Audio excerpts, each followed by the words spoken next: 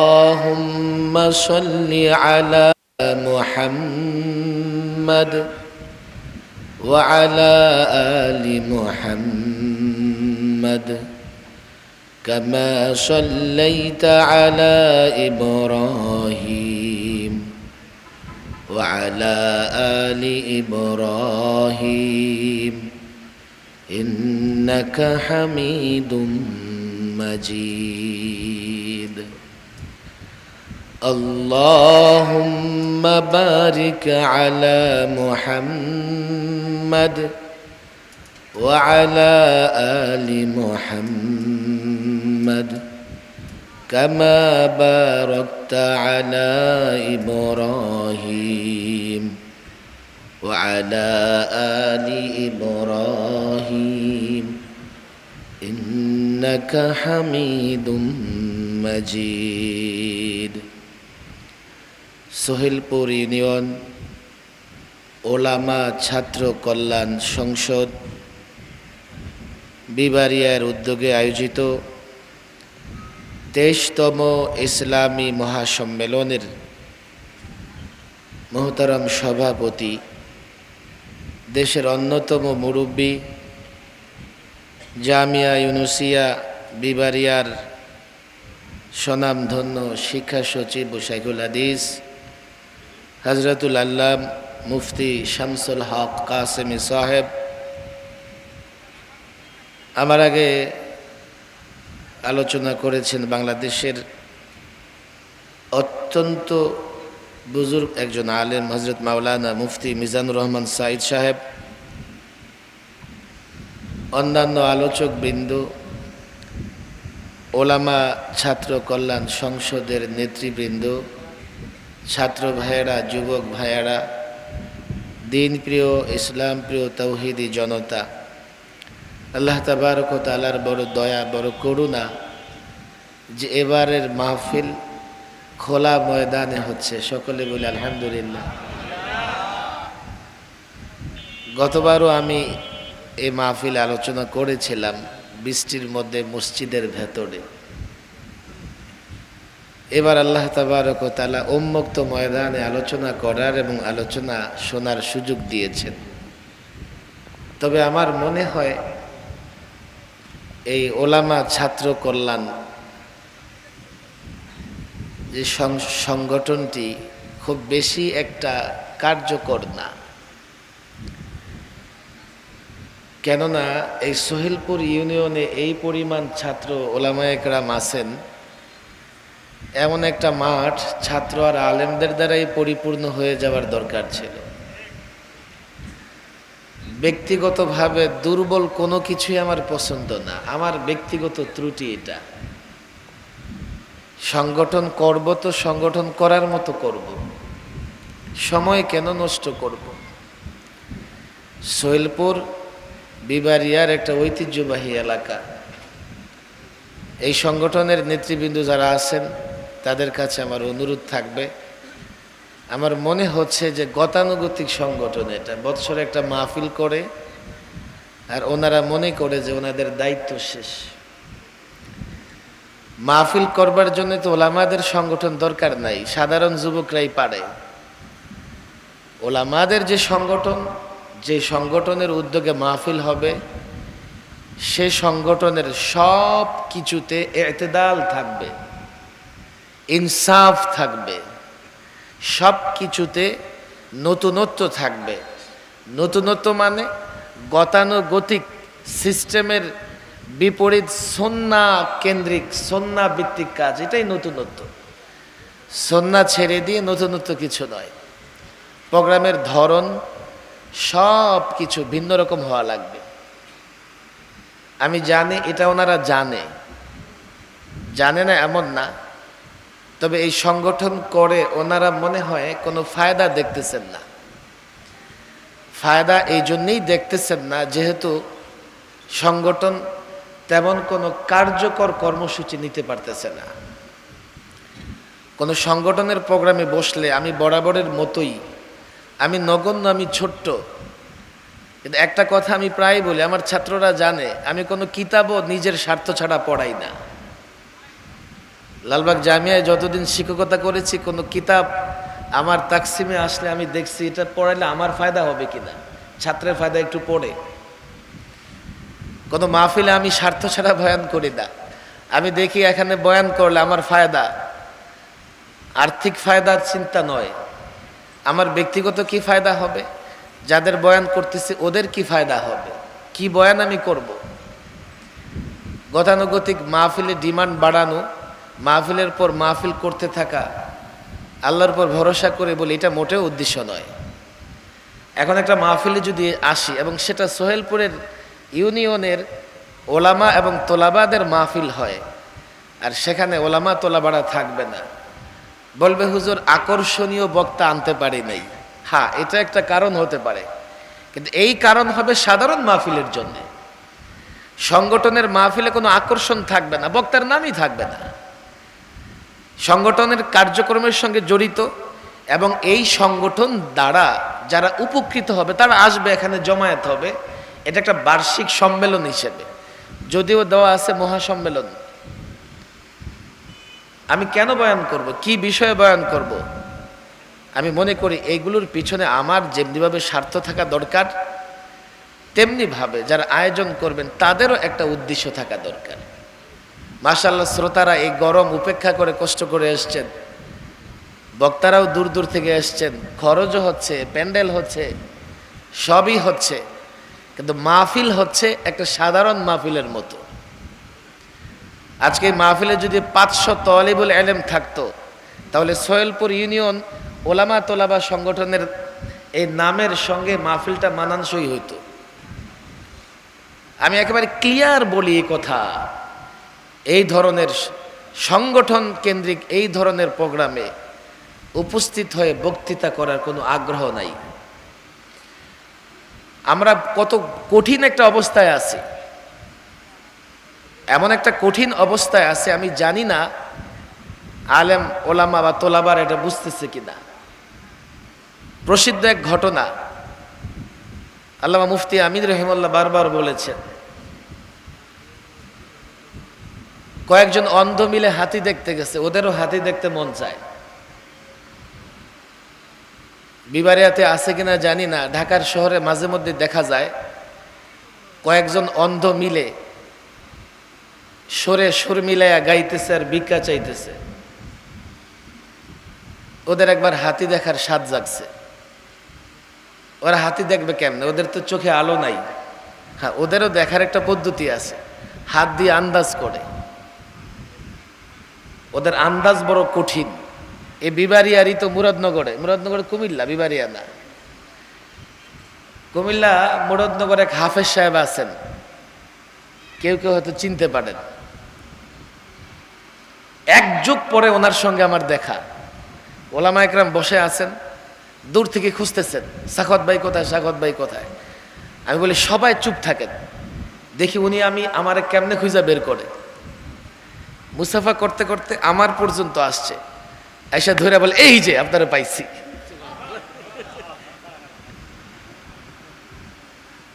এমন অনেক অন্ধ আছে, গ্রান শুনে বলতে পারে তার নাম কি।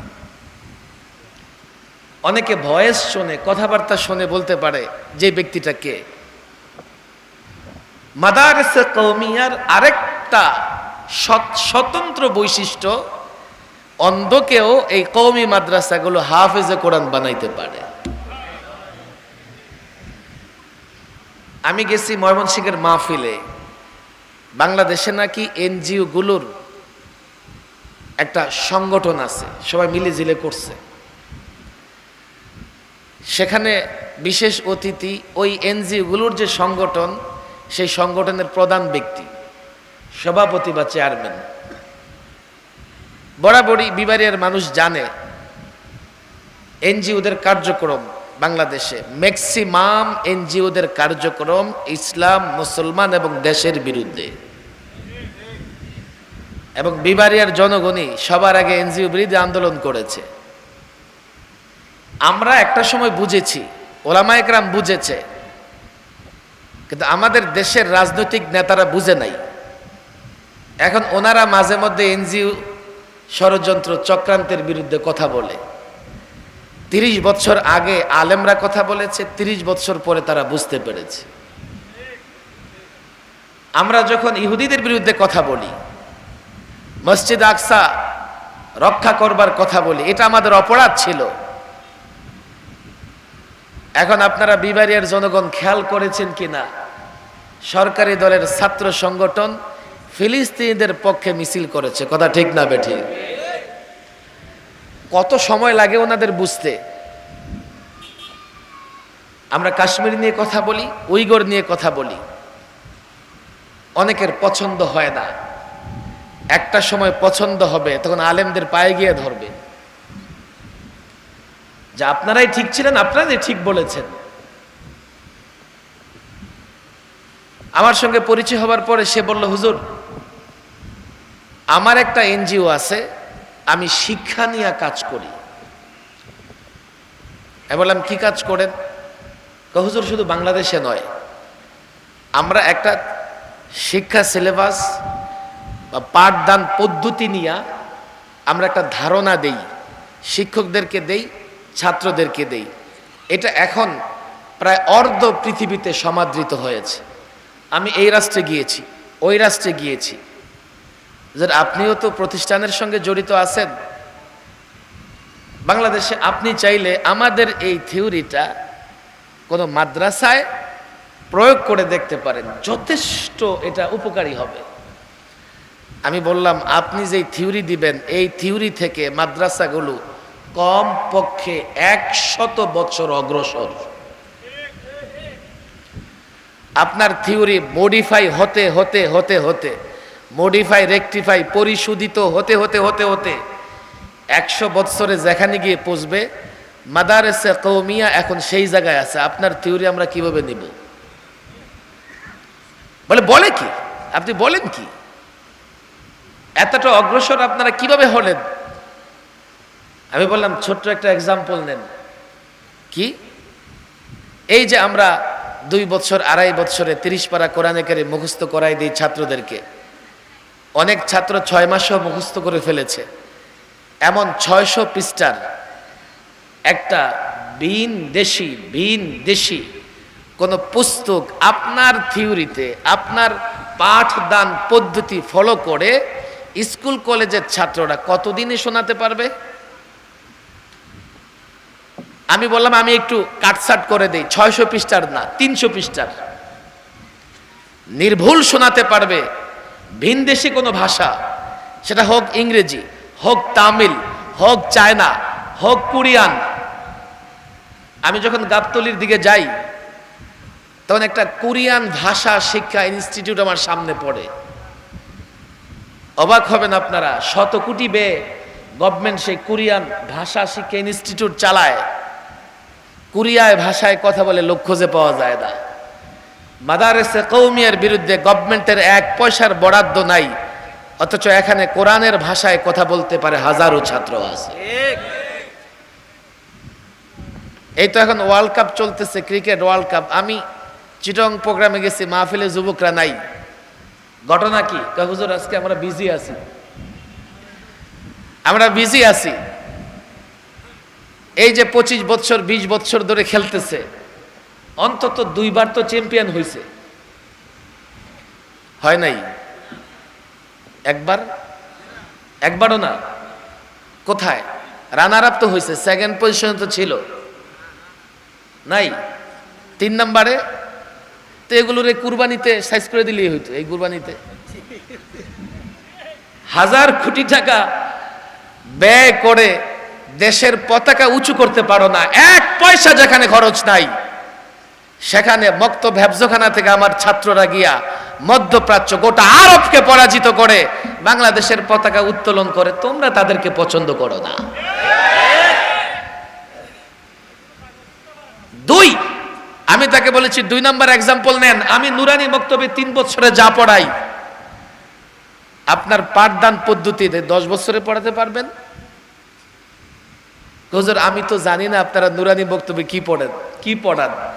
আমি বলি নুরানি মক্তবে এই করি, হাতের লেখা এমন হয়, এতগুলো ওয়ার্ড শিখে, এতগুলো দোয়া শিখে, কোরআন বিশুদ্ধ করে পড়তে থাকে। আমি যখন বলতেছি হুজুর থামেন, এই পর্যন্ত ব্রেক ধরেন, এই পর্যন্তই সম্ভব না। প্রাইমারি স্কুলে 1, 2, 3 তিনটা ক্লাসে সরসরা লেখতে তার জীবন যায়। নুরানিতে 3 বছর পড়ার পরে তার হাতের লেখা এত সুন্দর হয়, এসএসসি এইচএসসির ছাত্ররা তার মতো সুন্দর করে লিখতে পারবে না। আপনাদের পাঠদান পদ্ধতি আমরা কেমনে নেব বলেন দেখি? আমরা একসময় এনজিওদের বিরুদ্ধে কথা বলেছি, তাদের ভালো লাগে নাই, তাদের বুঝতে একটু সময় লাগে। আমরা ইসরায়েলি ষড়যন্ত্রের বিরুদ্ধে কথা বলেছি, ভালো লাগে নাই। বাংলাদেশের মানুষ, পরিষ্কার বলি, অবস্থান যা গ্রহণ করি জেনে বুঝে করি। কসাই মুদির বিরুদ্ধে কথা বলেছি, জেনে বুঝে কথা বলেছি। একটা সময় সে দেশটাকে অনেক ভোগাবে। সে এতটা স্বৈরতান্ত্রিক উগ্র মন মানসিকতার ব্যক্তি, তার রাষ্ট্রের জনগণ তার হাতে নিরাপদ না। আমরা বাংলাদেশিরা তার হাতে কেমনে নিরাপদ থাকবো? বাংলাদেশের স্বার্থে তার কাছ থেকে কোনো কিছু আশা করা যায় না। এটা দেশপ্রেম থেকে আমি বলতেছি, আমার ব্যক্তিগত কোনো এখানে তার বিরুদ্ধে আমার কোনো অভিযোগ নেই। আমার জায়গা জমিনও সে দখল করে দেয়। আমি বলছি তোমার ভালো লাগলে তুমি বুঝো, না লাগলে না বুঝো, কিন্তু একটা সময় বুঝবে, তখন আর তোমাদের কোনো কিছু করার থাকবে না। আল্লাহ মাফ করুন, কথা আমি দীর্ঘ বলবো না। আমি সেই সকাল 11টা থেকে কথা বলা শুরু করছি, এখন অলরেডি রাতের 11টা বেজে গেছে। এটা বিবারিয়ার লোকজনের মহব্বতে। বিবারিয়াতে আলহামদুলিল্লাহ আল্লামা মুফতি আমিনুর রহিমাহুল্লাহর যেহেতু খেদমত করার জোতা টানার সুযোগ হয়েছে, আমি যথাসম্ভব চেষ্টা করি বিবারিয়ার কোনো প্রোগ্রাম কেউ চেয়ে যেন আমার উপর নারাজ না হয়। কিন্তু সময় আমাকে যতটুকু সুযোগ দেয় আমি ততটুকুই তো করতে পারবো। সময়কে তো কেউ কন্ট্রোল করতে পারে না, নিয়ন্ত্রণে নিতে পারে না। অন্ধদের কথা বলতেছিলাম, ওরা হাতি দেখে এসছে। আচ্ছা, এখন লোকেরা জিজ্ঞেস করতে হাতি দেখেছো? হ্যাঁ। একজনকে বলতেছে তুমি কি দেখেছো? হ্যাঁ, আমি হাতি দেখেছি গাছের গোড়ার মতো। এর মানে তার হাত পড়েছে হাতির কোথায়? আপনাদের তো এই ঘটনা জানার কথা। তুমি কি দেখেছো? আমি দেখেছি হাতি দেখেছি। কেমন? কয় জারু মতো। জারুর গোড়ায় যখন বাঁশ লাগায় দেয় আর ঝুলাই দেয়, দেখেন কেমন। এর মানে তার হাত পড়েছে কোথায়? তুমি কি দেখেছো? আমি দেখেছি কুলার মতো হাতি। তার হাত পড়েছে কোথায়? বর্তমানে ইসলামের সঙ্গে এমন একটা আচরণ করা হইতেছে যে যতটুকু ইসলাম দেখে, ইসলাম নিয়ে ততটুকুই ব্যাখ্যা করে, এবং এমন গোয়ার তুমি করে, এবং তাদের বড় চেয়ার আছে, তাদের বড় পজিশন আছে। এদেশের সাধারণ মানুষ তাদের কাছে যায়, নানা করানো যায়, যেতে বাধ্য। তারা নিজ থেকে ইসলামের যে ব্যাখ্যা করতেছে, সে অন্ধের হাতি দেখার মতো, এর চাইতে বেশি কিছুই না। এই জায়গায় জাস্টিস তকি ওসমানী সাহেব পাকিস্তানের জং পত্রিকায় নিয়মিত তিনি নসিহত লিখতেন। এখন এটা আবার বই আকারে বের হয়েছে। আমি ছোট মুখে দুঃসাহস দেখাবো না, যেহেতু তকি ওসমানী সাহেব লিখেছেন, আমি ওনার কথাটাই নকল করতেছি।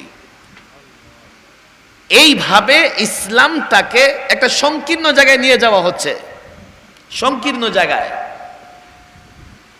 যার জন্যে আমার আগে মুফতি মিজানুর রহমান সাইদ সাহেব বলেছেন, সূরাতুল ফাতহের আলোচনা করতেছিলেন, সূরাতুর রসবদায় ফাতা আছে, মানে ইসলামে বিজয় আছে, পরাজয় নাই।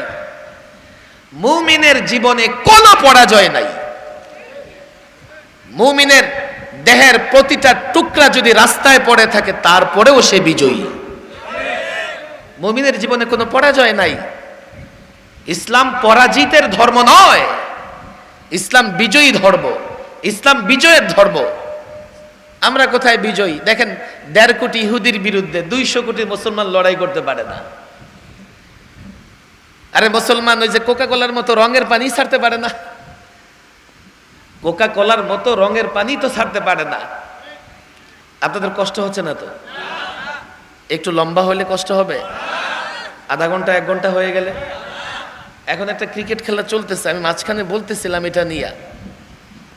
ক্রিকেট খেলার পেছনে অর্থায়ন করে, আমি খুব বেশি অথেন্টিক কথা আমি জানি না, তবে গবেষকরা যা গবেষণা করে দেখেছে, আমাদের প্রতিবেশী দেশ এবং ইহুদি ইসরায়েলি কোম্পানিগুলো ক্রিকেটের পেছনে সবচাইতে বেশি অর্থায়ন করে, যার জন্য মাঝে মধ্যে অভিযোগ উঠে যে আইসিসি ক্রিকেট বোর্ড যেটা আছে, তারা সব সময় আমাদের প্রতিবেশী দেশকে প্রাধান্য দেয়। এই অভিযোগ আমাদের সে যুবকদের, আমার অভিযোগ না, আমি জানি না এগুলো কেন। মূল ক্রিকেটকে কন্ট্রোল করে তারা, মূল ক্রিকেটকে কন্ট্রোল করে ইসরায়েলিরা। বলে হুজুর আপনার সমস্যা কি? আমার এখানে সমস্যা আছে। কেন? এই ক্রিকেটের পেছনে সবচাইতে বেশি সময় নষ্ট করে ভারত, বাংলাদেশ, পাকিস্তানের মতো থার্ড কান্ট্রিগুলো। উন্নত রাষ্ট্রে ক্রিকেট নাই, ফ্রান্সে ক্রিকেট নাই, জার্মানিতে ক্রিকেট নাই, ইউরোপের অনেক দেশে ক্রিকেট নাই, জাপানে ক্রিকেট নাই। মিস্টার হিটলার, তার নাম আমরা জানি, হিটলারকে দাওয়াত দেওয়া হয়েছে যে জার্মানি আর ফ্রান্সের ক্রিকেট ম্যাচ হবে, আপনি দেখতে আসেন। হিটলার সকাল থেকে বিকেল পর্যন্ত বসে বসে দেখছে, বিকেলে জিজ্ঞেস করে কে জিতেছে। তো তার আশেপাশের লোকেরা বলে এখনো বাকি আছে, কাল খেলবে, পরশু খেলবে, এরপরের দিন খেলবে, এরপরের দিন খেলবে, তারপরে রেজাল্ট আসবে। হিটলার বলে করেটা কি, বলেটা কি? সারাদিন পরে কোনো রেজাল্ট নাই, আবার নাকি রেজাল্ট 5 দিন পরে। মেজাজ গেছে গরম হইয়া, 5 দিন পরে জিজ্ঞেস করতেছে কে জিতেছে। কেউ জিতে নাই, খেলা ড্র হইছে। হিটলার কর এরপরে যদি আমার দেশে কেউ ক্রিকেট খেলে, ওর পিঠের চামড়া থাকবো না। তখন এই T20 ওয়ানডে এগুলো ছিল না, টেস্ট ক্রিকেট দিয়ে ক্রিকেট শুরু। ক্রিকেট হচ্ছে জমিদারদের খেলা। ক্রিকেট কার খেলা? আপনাদের হয়তো পছন্দ হইতেছে না, কারণ এখন সব তো ক্রিকেট পাগল, আমার কথা ক্রিকেটের বিরুদ্ধে যাইতেছে। জার্মানি, উন্নত রাষ্ট্রগুলো, এখন আমেরিকাও লম্বা সময় ক্রিকেট থেকে দূরে। তাদের হাতে তো ফালতু সময় নাই যে সারা দিন ভরে ক্রিকেট খেলবে, সারা দিন ভরে ক্রিকেট দেখবে। এ ফালতু সময় আছে আমাদের থার্ড কান্ট্রি তৃতীয় শ্রেণীর দেশগুলোর হাতে। দেখো দেখো, সারাদিন ভরে দেখো। এর পিছনে ইউরোপিয়ানরা অর্থায়ন কেন করে? এর পিছনে ইসরায়েলিরা অর্থায়ন কেন করে? এর পিছনে প্রতিবেশী রাষ্ট্রের ব্যবসায়ীরা অর্থায়ন কেন করে? তারা ফালতু সময়ে মুসলমানদের মূল্যবান, ফালতু কাজে মুসলমানদের মূল্যবান সময় নষ্ট করতে চায়। এক নম্বর এক্সাম্পল, আপনাদের এটা ক্লিয়ার হয় নাই। 2 নম্বর এক্সাম্পল দেখেন। এখন দেখবেন ঘরে ঘরে ডিব্বায় দুধ খায়। ডিব্বার দুধ দেশে আছে না নাই? এই যে আপনি 2000 টাকা দিয়ে একটা ডানু বা নিডু কিনেন, অনেকে তো কোকাকোলা, পেপসি নিয়ে আন্দোলন করতেছে, অথচ ডানু, নিডু এই দুটাও ইসরায়েলি পণ্য। বলে যে এগুলো যদি বন্ধ করে দেন বাচ্চা মারা যাবে। গ্রামের মানুষও আজকাল ডানু, নিডু, ডিব্বার দুধ খায়। সর্বপ্রথম যখন ডিব্বার দুধ বের হয়, মানুষ এটাকে প্রত্যাখ্যান করেছে। কেন? 1 কেজি দুধ থাকবে এক ডিব্বাতে, 1 কেজি দুধ মার্কেটে 100 টাকা। সেই দুধ আমি আটার সঙ্গে মিশাইয়া দিবে, আমি এটা খাবো 2000 টাকা দিয়ে। কেন খাবো? আমি ডাইরেক্ট দুধটা খাবো, ডাইরেক্ট দুধটা বাচ্চাকে খাওয়াবো।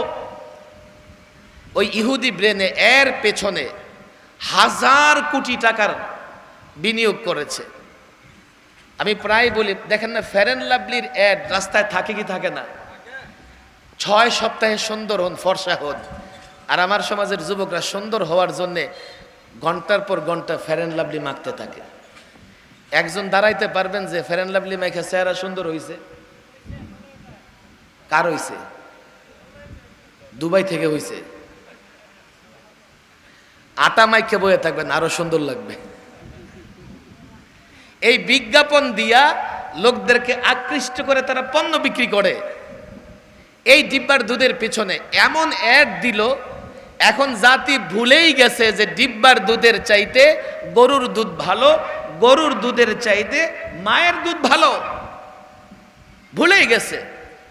এই যে পেপসি কোকাকোলা বের হয়েছে, কি আছে এটার মধ্যে? বাড়িতে বসে একটু লবণ দিয়া পানি খাবেন আর একটু লেবুর রস খাবেন, অনেক ভালো। ইহুদিদের এই ব্যবসায়িক উদ্দেশ্য, সেটা মাল্টিন্যাশনাল হোক, ইন্টারন্যাশনাল হোক, লোকাল হোক, ব্যবসায়িক উদ্দেশ্য থেকে তারা ক্রিকেট খেলাকে প্রায়োরিটি দিতেছে, প্রমোট করতেছে। তারা এই ধরনের পানীয় জিনিস নায়ক নায়িকাদের দিয়া অ্যাড দেওয়া যুবকদের খাওয়াইতেছে। যে জিনিস আমি সরাসরি খাইতে পারি ডিব্বায় ভরে, আমার কাছ থেকে 20 গুণ দাম বেশি নিয়া আমার গরুর দুধ নিয়া আমাকে ডিব্বা ফেরত দিতেছে 20 গুণ দাম নিয়া।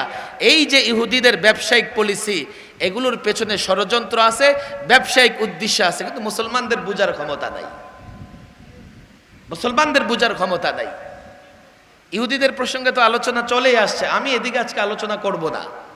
এ নিয়ে ওলামায়ে কেরাম যথেষ্ট আলোচনা করেছেন। আমি মূল যে জায়গাটায় যেতে চাই, দেখেন ভালো করে, আমি ছাত্র ওলামা তোলাবাদের বলি, এই বক্তব্য আমার নয়, আমি জাস্টিস তকি উসমানী সাহেবের একটা উদ্ধৃতি দিতে চাই।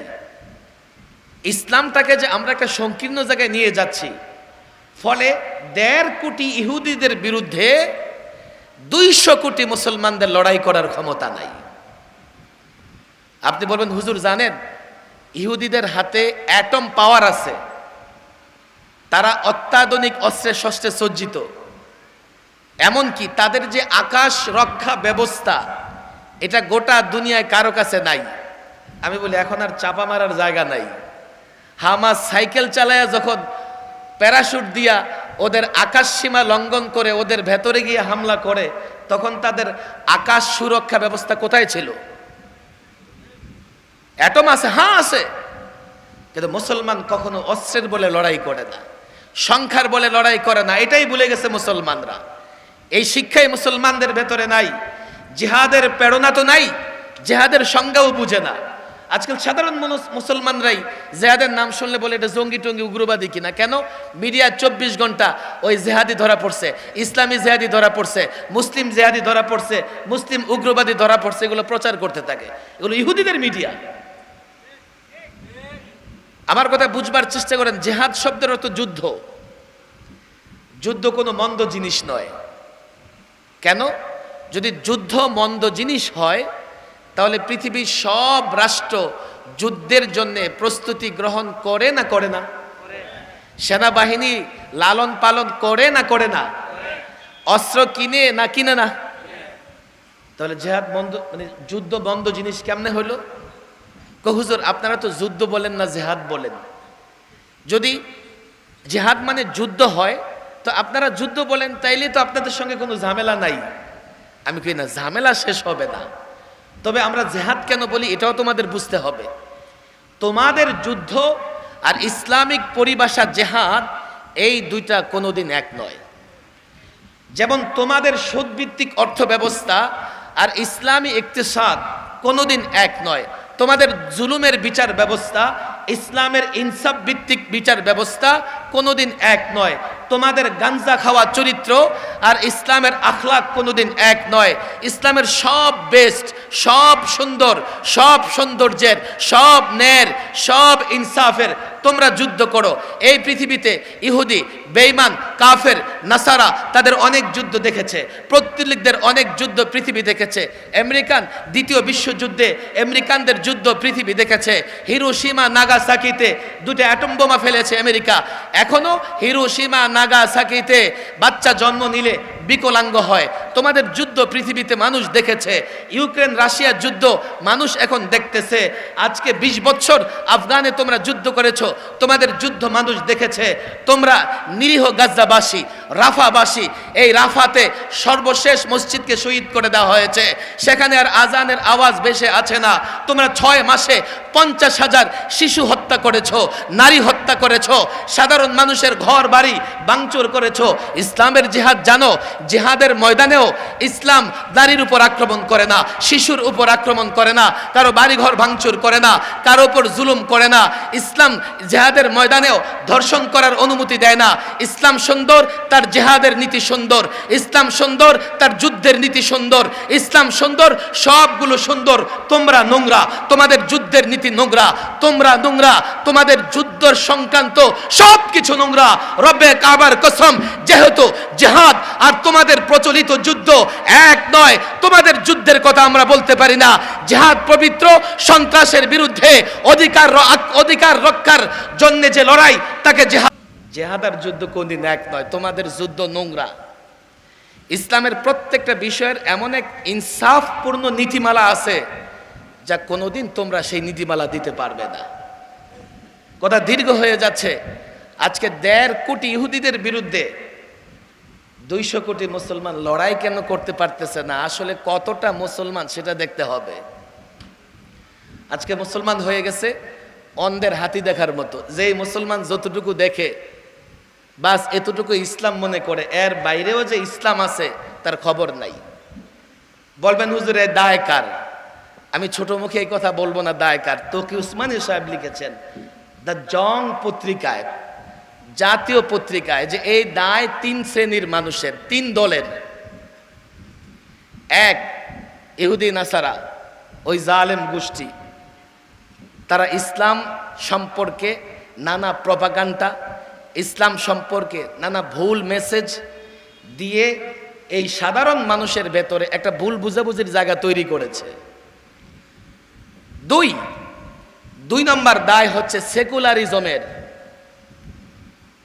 সেকুলারদের, যারা ধর্ম নিরপেক্ষতার স্লোগান দেয়, যারা মনে করে ইসলামটা শুধু মসজিদের ভেতরে থাকবে, বড়জোর মাদ্রাসার ভেতরে থাকবে, পথে ঘাটে বাজারে দোকানে ব্যবসায় প্রতিষ্ঠানে রাষ্ট্রে সেখানে ইসলাম থাকবে না, সেখানে আমার যা মন চায় আমি তাই করব।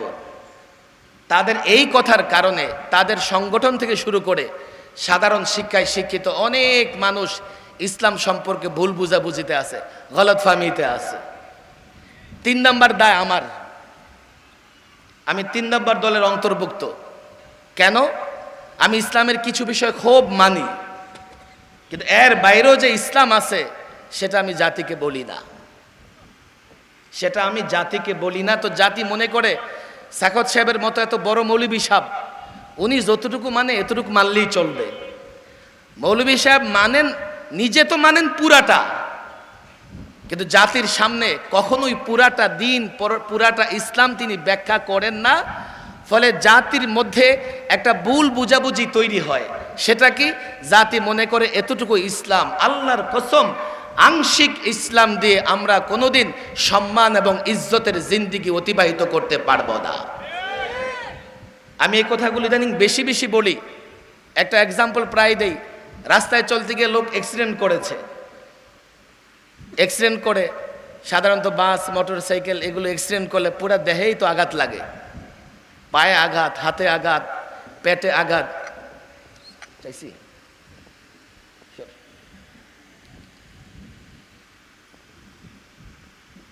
হাসপাতালে গেছে, যাওয়ার পরে ডাক্তার তার পায়ে যে আঘাত লাগছে এটাকে খুব সুন্দর করে ব্যান্ডেজ করেছে, ট্রিটমেন্ট করেছে, ছেড়ে দিয়েছে।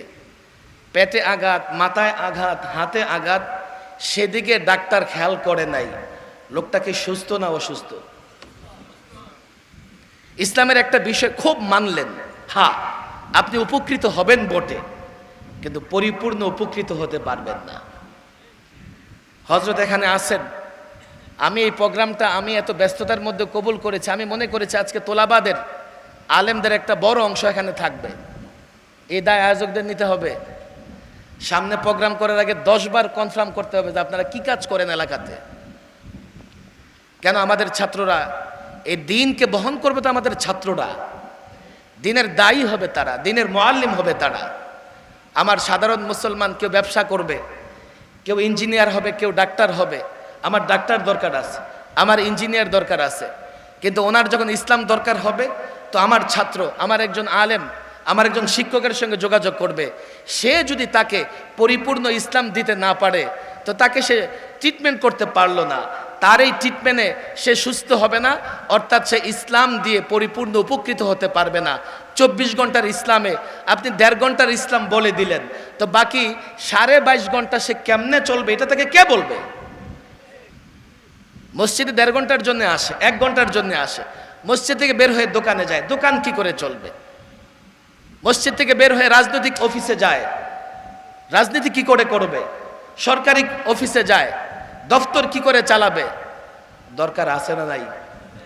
আপনাদের কষ্ট হইতেছে, খারাপ লাগতেছে কথাগুলো আমার, তাদের লাগুক, কি হয়েছে? মনে করেন আপনাদের খারাপ লাগা পরোয়া করতেছি, এতটুকু পরোয়া করতে পারলে তো রাজার হালাতে ঢাকায় থাকতে পারি। আমার কথাগুলো বুঝবার চেষ্টা করেন।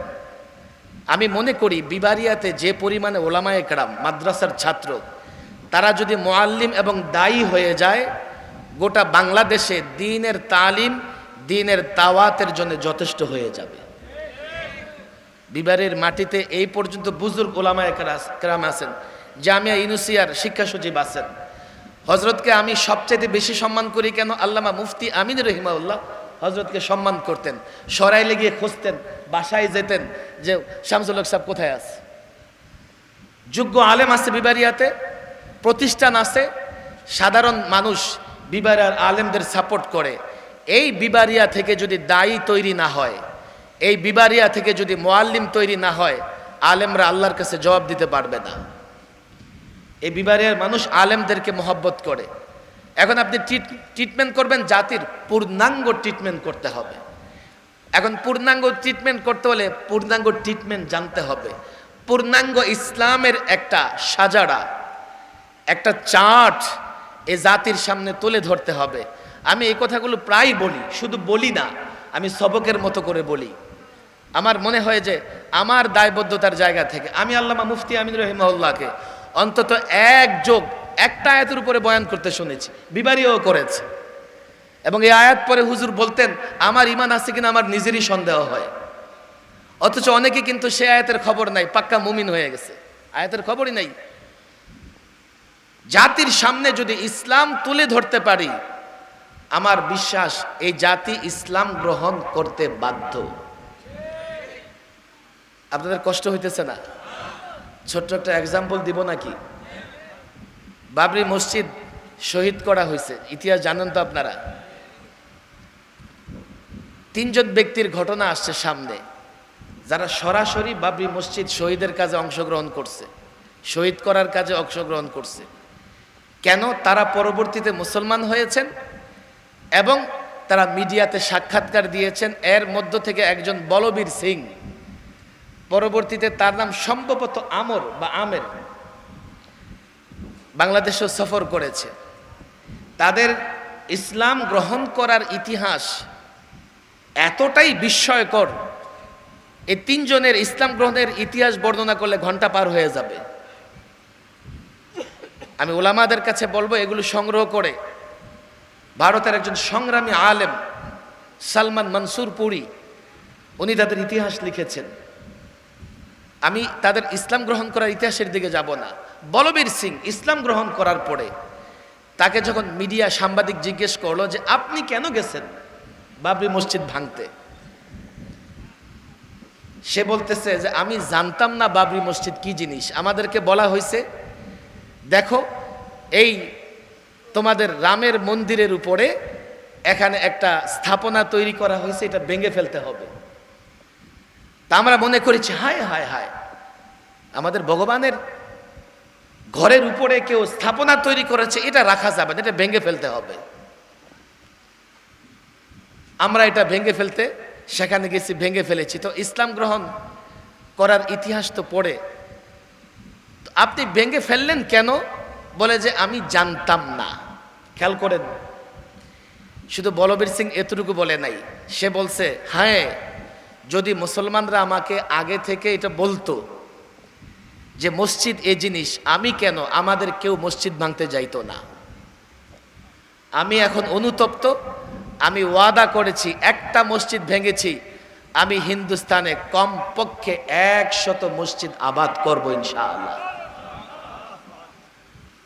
সে জানতো না। আরে ভাই, এই যে যুবক সাধারণ মুসলমান, না জানলে কেমনে ওলামাদের সঙ্গে থাকবে, না জানলে কেমনে আলেমদের দাবির সঙ্গে একাত্মতা পোষণ করবে, না জানলে কেমনে সে ইসলামের উপরে অবিচল অটল থাকবে।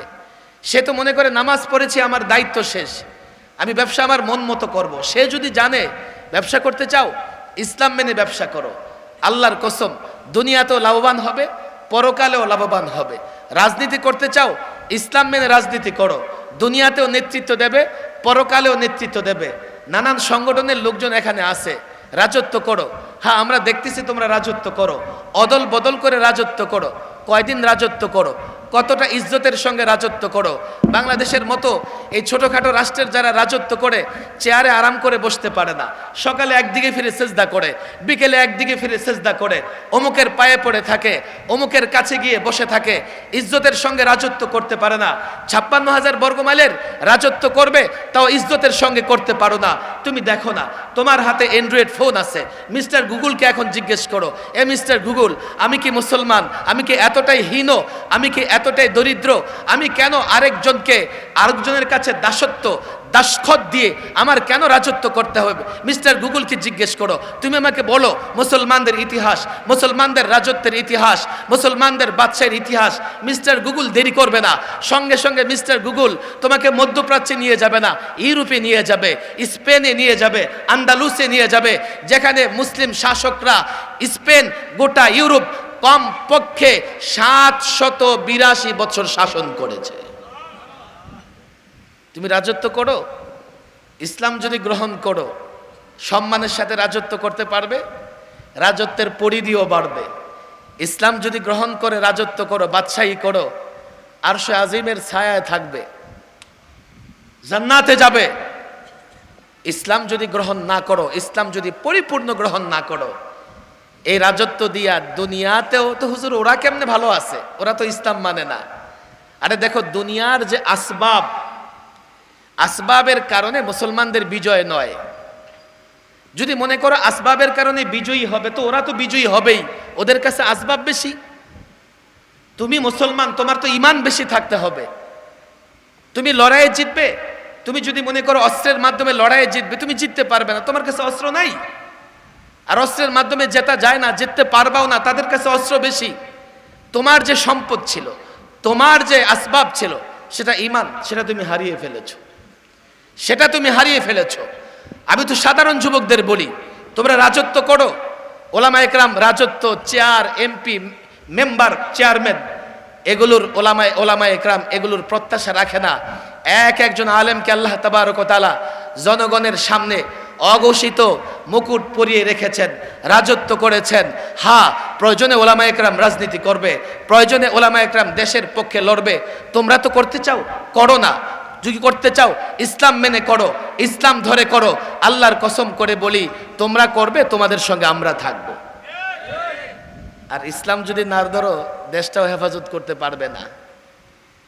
আলেমদের বদি কথাগুলো বড় জোরে বলবেন, ঘরের ভেতরে আস্তে আস্তে বলবেন না। খুব দ্রুত সময় আছে।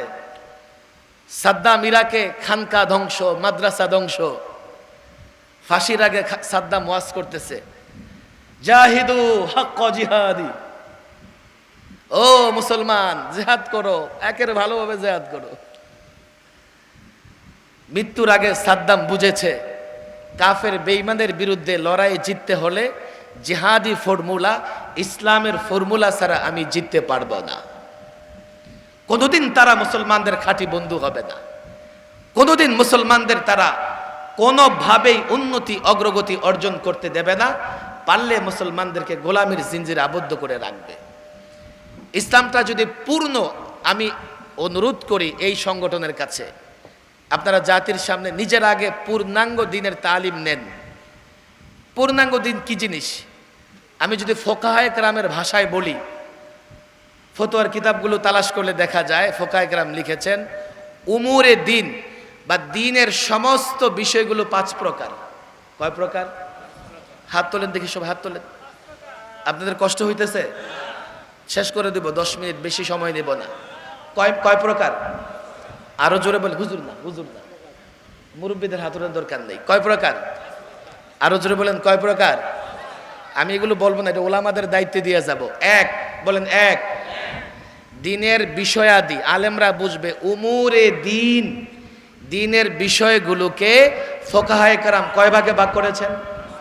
বলেন সোহেলপুরের মানুষ কয় ভাগে? আরো জোরে বলেন কয় ভাগে? যেখানে দেখিবে ছাই, উড়াইয়া দেখো তাই, পেলেও পেতে পারো মানিক রতন। শোনেন না আপনারা? আমার ওস্তাদদের মুখে শোনা, কয় ছোট বনে বাঘ থাকে না বলে ভাবিস না রে মনে, বড় বড় বাঘ থাকে ছোট ছোট বনে। হতে পারে এই মজলিসে যারা আছে তাদের মধ্য থেকে কেউ এই পূর্ণাঙ্গ দিনের দায়ী, মুআল্লিম এবং হামেল হবে। হতে পারে কোনো ছাত্র এখান থেকে এটা গ্রহণ করবে। এই জন্য আমি সংক্ষেপে বলে দিচ্ছি, দিনের বিষয়গুলোকে ফোকায়ে কেরাম কয় ভাগে ভাগ করেছেন? আরো জোরে কয় ভাগে? বলেন এক, আকায়েদ, আকীদা, বুঝেন তো? দুই, ইবাদত। আরো জোরে? ইবাদত মানে কি? নামাজ, রোজা, হজ, যাকাত, জিহাদ। ইবাদত মানে কি? আল বাহরুর রায়ক, ফতোয়া শামী, ফতোয়া আলমগীরি সহ আরবি কিতাবগুলোর কিতাবুত তাহারা থেকে, পবিত্রতা অধ্যায় থেকে আলোচনা শুরু করতেই শুরুতে কিছু বিষয় নিয়ে কথা বলে। পূর্ণাঙ্গ দিনের ছোট্ট একটা চার্ট সেখানে আছে। আমাদের ওলামা ইকরাম সেখানে আছেন। নুরলিজা পড়াবেন, কুদুরি পড়াবেন, হেদায়া পড়াবেন, কানজ পড়াবেন, সরে বেকায়া পড়াবেন। কিতাবের শুরুতেই ছাত্রদের বলা লাগে যে কিতাবুত তাহারা দিয়ে কিতাবুত কেন শুরু করা হইল, এই ব্যাখ্যা ওনারা করেন। আমি শুধু মৌলিক কথাগুলো বলি। উমরে দিন, দিনের বিষয়গুলো কয় ভাগে বিভক্ত? এই হাতটা একটু কষ্ট হইতেছে আমার। কয় আঙ্গুল আছে এখানে? বলেন আকায়েদ, আকীদা বুঝি না। ইবাদত, বলেন ইবাদত, বলেন বলেন। দুই, তিন, মুআমালাত, বলেন মুআমালাত। আরো জোরে, আরো জোরে। মুআমালাত মানে কি? লেনদেন। বলেন কি? আরো জোরে। আচ্ছা, লেনদেন সংক্রান্ত ইসলামের নীতিমালা আছে না নাই? চার, বলেন উকুবাত, বলেন বলেন উকুবাত, বিচার ব্যবস্থা বা ন্যায় বিচার। ইসলামে ন্যায় বিচারের ধারণা আছে না নাই? ইসলামে বিচার ব্যবস্থা আছে না নাই?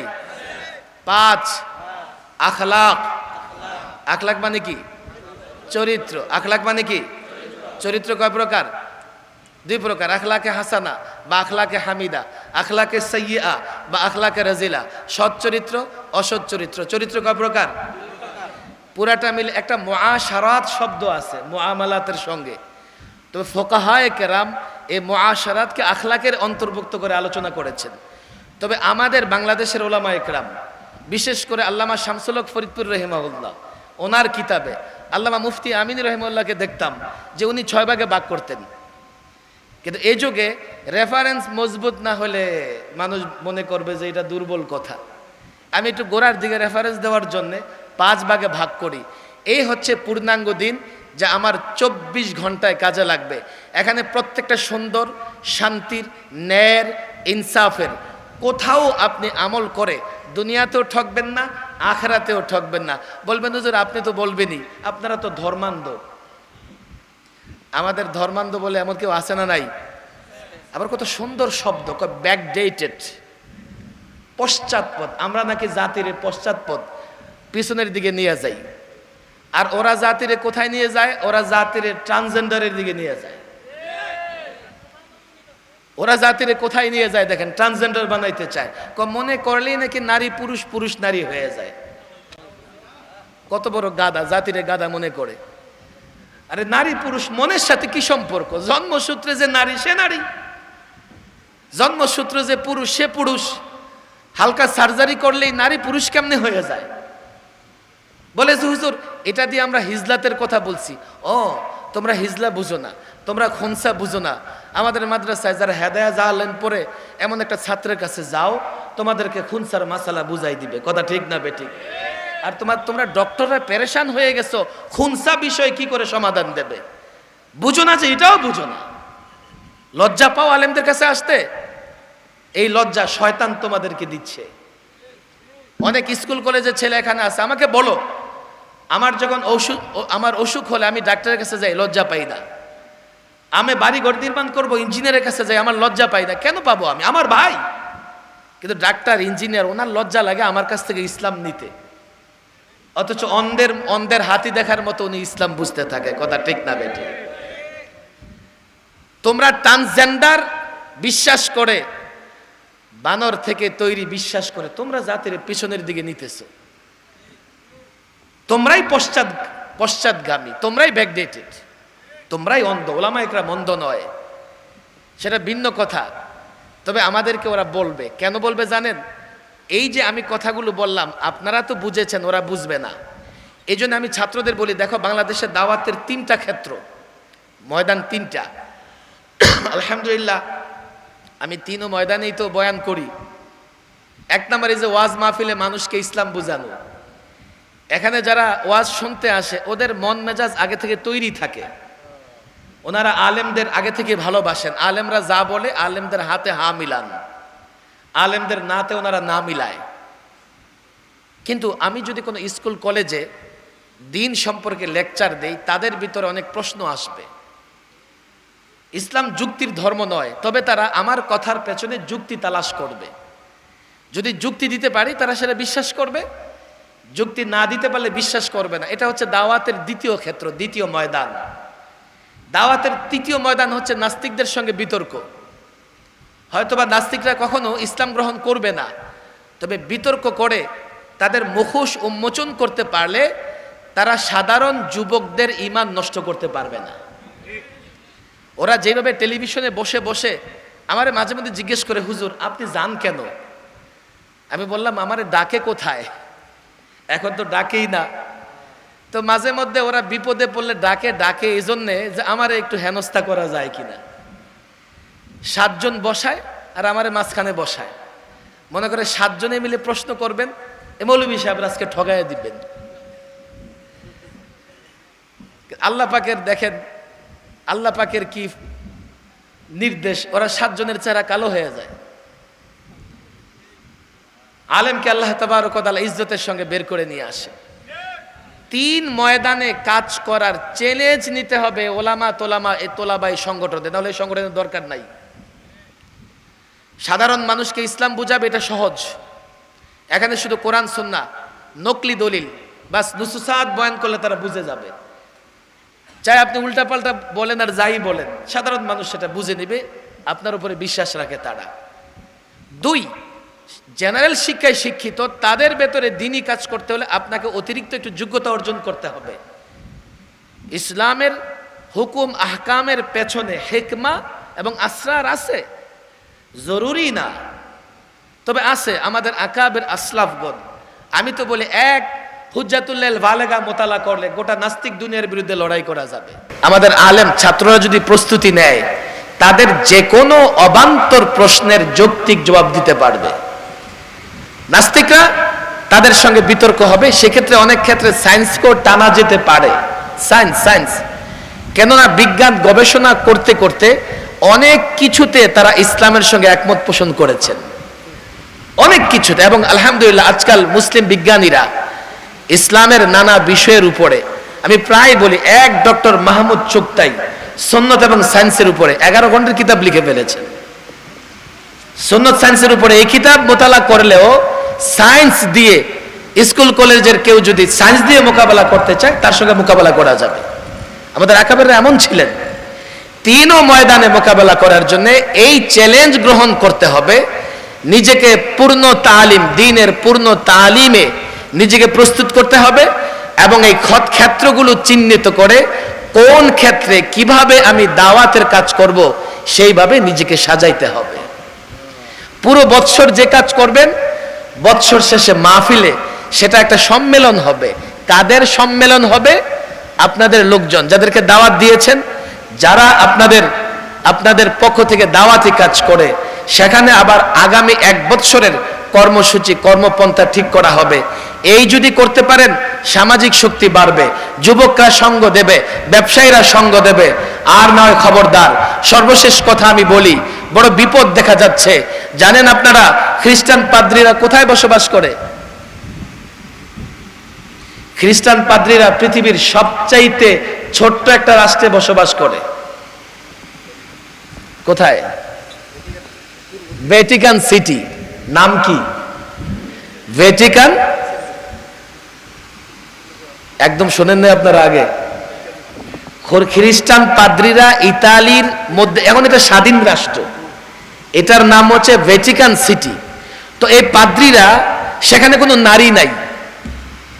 কেন?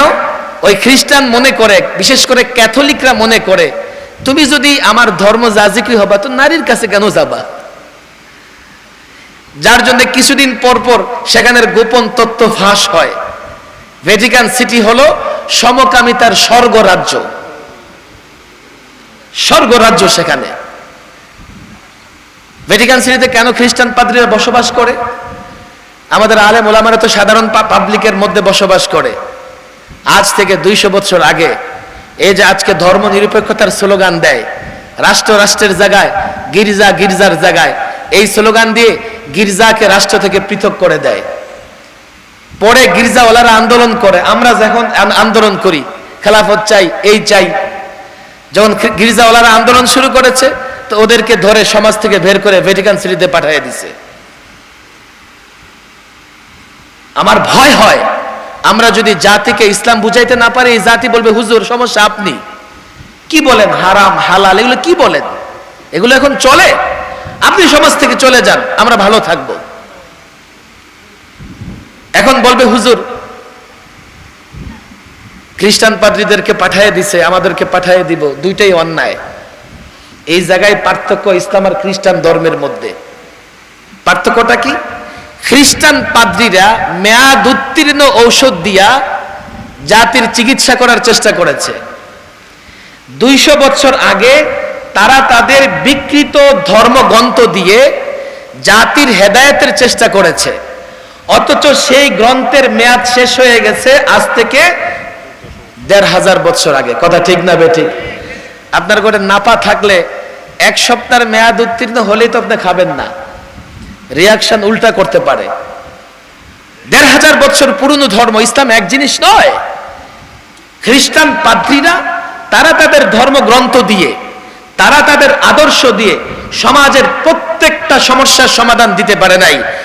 কোরআন সর্বশেষ বিধান, আমাদের নবী সর্বশেষ রসুল, কোরআন এবং রসুলুল্লাহর বাণীতে আমাদের সমাজের প্রত্যেকটা সমস্যার সমাধান শুধু আছে এমন নয়, উত্তম এবং বেস্ট হিসেবে আছে। কথা ঠিক না বেঠিক? এখন প্রশ্ন হবে হুজুর আমরা কেমনে মানবো আপনার এই দাবি? এই দাবি মানার জন্য আলেমদের কাজ করতে হবে। 3 ময়দানে যৌক্তিক জায়গা থেকে সুন্দরভাবে ইসলামের প্রত্যেকটা বিষয়কে জাতির সামনে তুলে ধরতে হবে। আর না হয় শুনে রাখেন, সৈয়দ আবুল হাসান আলী নদভী আরাকানের সফরে গিয়ে রোহিঙ্গাদের বলেছিলেন 50 বছর আগে, এই রোহিঙ্গা তোমাদের যে অবস্থা, তোমরা কিন্তু দেশে থাকতে পারবা না, তোমরা কিন্তু থাকতে পারবা না। দেখেন আমি যখন সৈয়দ আবুল হাসান আলী নদভীর সেই বই পড়ি আমি চোখের পানি রাখতে পারি নাই। কাল কি এই কথাটা আমাদের জন্য হয়ে যায় কিনা? আমরা যেভাবে জাতিকে ইসলাম বুঝাইতে ব্যর্থ, কাল এই জাতি আমাদেরকে নিক্ষেপ করে দেয় কিনা? কাল এই জাতি আমাদেরকে দূরে সরাই দেয় কিনা? এই জাতি আমাদের প্রত্যাখ্যান করে কিনা? এখনো যদি আমরা ঘুমায় থাকি, আলেম ছাত্রদের বলি দেশ এখন পর্যায়ক্রমে এমন দিকে চলে যাচ্ছে, দেশের মালিকানা থাকে কিনা আল্লাহ ভালো জানে। আপনারা আমার সঙ্গে একমত হন আর না হন, আমি যে আকাশে কালো মেঘ দেখতে পাইতেছি, আমি চতুর্দিক থেকে, এই কদিন আগে দেখলাম সেন্ট মার্টিন নিয়ে ষড়যন্ত্র হয়েছে। দেশ নিয়ে ষড়যন্ত্র যেই করুক, আমেরিকা করুক আর ভারত করুক, আমি এটা সমর্থন করতে পারি না। সেটা আমার ক্ষমতা থাকুক আর না থাকুক, আমার গর্দান থাকুক আর না থাকুক, কিন্তু ষড়যন্ত্রের কবলে বাংলাদেশ। ষড়যন্ত্র থেকে বাংলাদেশকে যুবক তুমি হেফাজত করবা কেমনে করবা? কেমনে করবা? তোমার নেতাদের দিয়ে করবা, সবার আগে ওরা দেশ ছাড়বে, নাহলে গোপন আতাত করবে। ছাত্রদের বলি হায়দ্রাবাদের ইতিহাস পড়ো, হায়দ্রাবাদ স্বাধীন রাষ্ট্র ছিল, এক রাতে হায়দ্রাবাদকে দখল করে নিয়ে যায়। ইতিহাস পড়ো, বাংলাদেশ কি করে হেফাজত করবে? আমি এই জন্যেই ছাত্র বা ওলামা তোলাবাদের যা বলতেছি, ব্যথার জায়গা থেকে বলতেছি, আমি আশার জায়গা থেকে বলতেছি, দেশ হেফাজত করা, ইসলাম হেফাজত করা, মায়ের ইজ্জত হেফাজত করা, বোনের ইজ্জত হেফাজত করা। রোহিঙ্গারা যখন বাংলাদেশে ঢুকেছে, এক একটা যুবককে আমি দেখেছি আসমানের পানি আর তার চোখের পানি একাকার, আমাদের ধরে ধরে চিৎকার করে কেঁদেছে। কেন? বলেছে হুজুর আমি যুবক, পালিয়ে এসেছি, মাকে ফিরিয়ে আনতে পারি নাই, বোনের ইজ্জত বাঁচাতে পারি নাই। বাংলাদেশ তিন দিকে দুশ্মন, আরেক দিকে বঙ্গোপসাগর, কি করে দেশটাকে হেফাজত করবে? তোমার অস্ত্র নাই, তোমার সৈন্য সামন্ত দুর্বল, কি করে লড়াই করবে? এটা মুসলিম রাষ্ট্র, আমাদের একটা শক্তি আছে, ইমানি শক্তি। রব্বে কাবার কসম করে, হাজার বার কসম করে বলছি, এ যুবক, মাদ্রাসা, কলেজ, স্কুল, ইউনিভার্সিটি, ব্যবসায়ী, চাকরিজীবী, হাতে ধরে পায়ে ধরে বলছি, ইমানি বলে যদি বলিয়ান হও, ইসলাম যদি ধরো, ইসলাম যদি মানো, তুমি একজন মুসলমান এতটা পাওয়ারফুল, এতটা শক্তিশালী। রব্বে কাবার কসম, অ্যাটম বোমা নিয়ে আসুক আর হাইড্রোজেন বোমা নিয়ে আসুক, মিসাইল নিয়ে আসুক আর যাই নিয়ে আসুক না কেন, পৃথিবীর কোন পরাশক্তি যদি ইসলাম মুসলমানের বিরুদ্ধে লড়াই করতে আসে, দেখো এই যুগে আল্লাহ তাবারক ওয়া তাআলা আফগান দিয়ে তোমাদের দেখিয়ে দিয়েছে, নেটো গোটা পৃথিবীর প্রত্যেকটা পরাশক্তি একত্রিত হয়ে 20 বছর আফগানিদের উপর জুলুম করেছে। আফগানিরা যখন লড়াই করবার জন্য প্রতিরোধের প্রাচীর তৈরি করেছে, আমেরিকা তাদের দোসর নেটোর লুঙ্গি গামছা গুছিয়ে পালাবার সুযোগ পায় নাই। রব্বে কাবার কসম, ঈমান ধরো, ইসলাম ধরো, ঈমান পূর্ণ করো, গোটা কাফের তোমার বিরুদ্ধে লড়াই করতে পারবে না।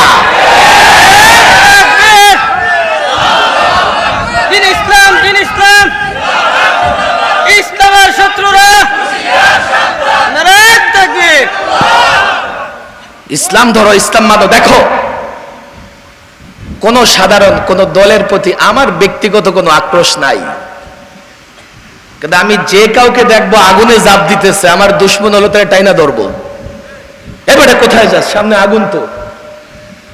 রাষ্ট্র ক্ষমতায় যেই আসুক, আমি যখন দেখব দেশের কোনো বিষয়ে তার সিদ্ধান্ত গলত, আমাকে সেটা বলতেই হবে, তার পছন্দ হোক আর না হোক।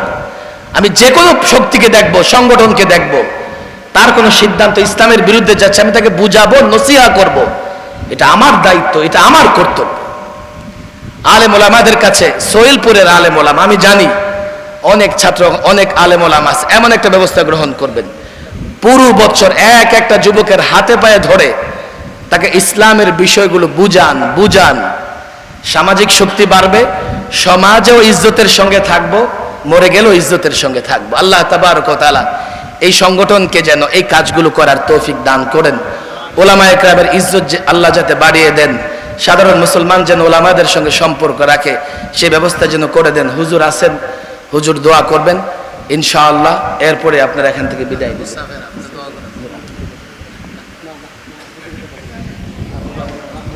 দুরূদ শরীফ পড়েন, সকলে দুরূদ শরীফ পড়েন, দুরূদ শরীফ পড়েন। আল্লাহ